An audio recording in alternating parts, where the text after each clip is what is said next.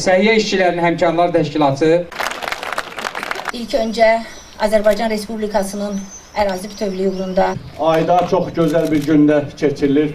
İncisi olan Hacıqabulda görməyə. Yarış marafonu Hacıqabuldan.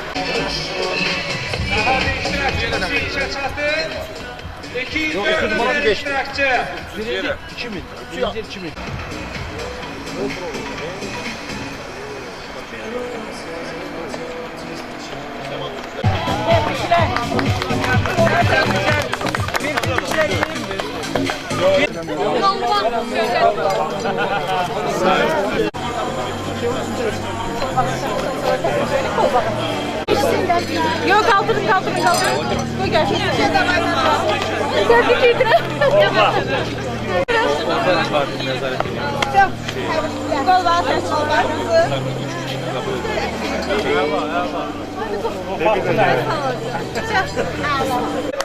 Aferin.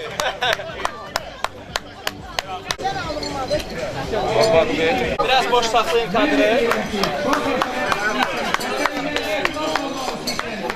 Onu mən özümsə təbrik edirəm. Amma o bir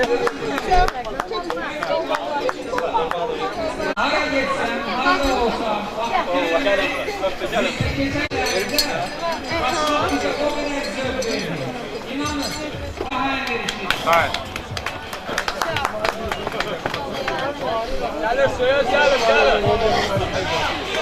Yolu boşa. Aksakallar arasında birinci. Kolbağa verelim. Ayakkabı. Medam Tebrik ederiz. Dayanmayın.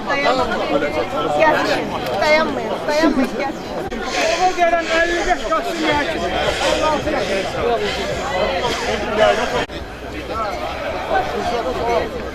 56 Təşkil olunmuş bu marafon yarışmasında əsas məqsədimiz səhiyyə işçilərinin sağlamlığıdır. Mən də çox sevinirəm ki, birinciyəm bu yarışmada. Hər kəsə uğurlar arzu edirəm. İnşallah davamı Qarabağda olar. Azərbaycan Həmkarlar İttifaqı Konfederasiyasının üzv təşkilatı olan Azərbaycan Səhiyyə İşçiləri Həmkarlar İttifaqı Sağlamlığa Doğru Qaç adlı layihəsini həyata keçirməkdə məqsədi üzvlərimizin sağlamlığının qorunması, asudə vaxtın səmərəli təşkili və eyni zamanda idmanla məşğul olaraq fiziki aktivliyi artırmaq və birlikdə həmrəy olaraq gücümüzü artırmaqdır.